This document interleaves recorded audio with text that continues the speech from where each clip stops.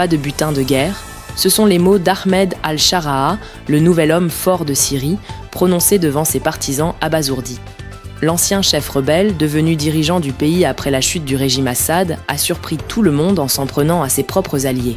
Devant une foule d'officiels arrivés en voiture de luxe, il a lancé « Avez-vous été tenté si vite ?» Une phrase qui résonne comme un avertissement. Fini la fête, fini le temps où la loyauté se payait en privilèges. Al-Shara'a veut faire table rase du système de corruption qui a rongé la Syrie pendant des décennies, y compris au sein de sa propre base. Quelques jours plus tard, il ordonne la confiscation des véhicules de fonction jugés trop luxueux. Les responsables incapables d'en justifier l'achat sont convoqués pour enrichissement illicite. Le message est clair, les vainqueurs ne doivent pas se transformer en nouveaux profiteurs.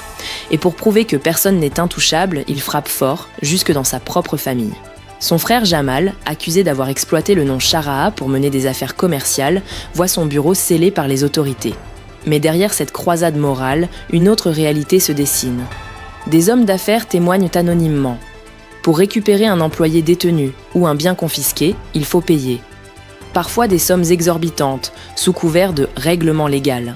Le nouveau pouvoir parle de lutte contre la corruption, beaucoup y voient plutôt un moyen de renflouer les caisses d'un État à genoux. Une commission spéciale sur les gains illicites a été créée, chargée de saisir les avoirs douteux. Ces fonds sont censés alimenter un fonds souverain destiné à reconstruire la Syrie. Sauf que plusieurs membres de cette même commission font déjà l'objet d'enquêtes pour corruption. Al-Shara'a, lui, tente de se poser en réformateur. Il sait que la survie de son régime dépend de sa capacité à imposer une discipline nouvelle, dans un pays où les milices, les trafics et les allégeances locales ont remplacé depuis longtemps les institutions officielles. Mais comment instaurer la loi et l'ordre quand on vient soi-même du chaos ? Ses soutiens le décrivent comme un dirigeant austère, déterminé à rompre avec les excès du passé.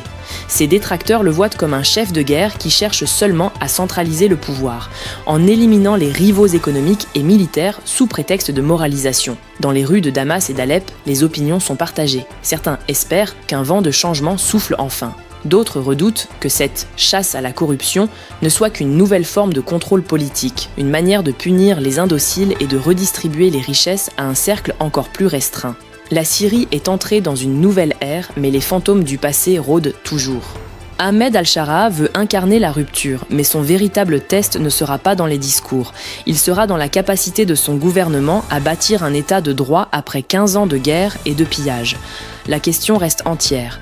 Réforme sincère ou simple mise en scène ? Et vous, qu'en pensez-vous ? Dites-le en commentaire.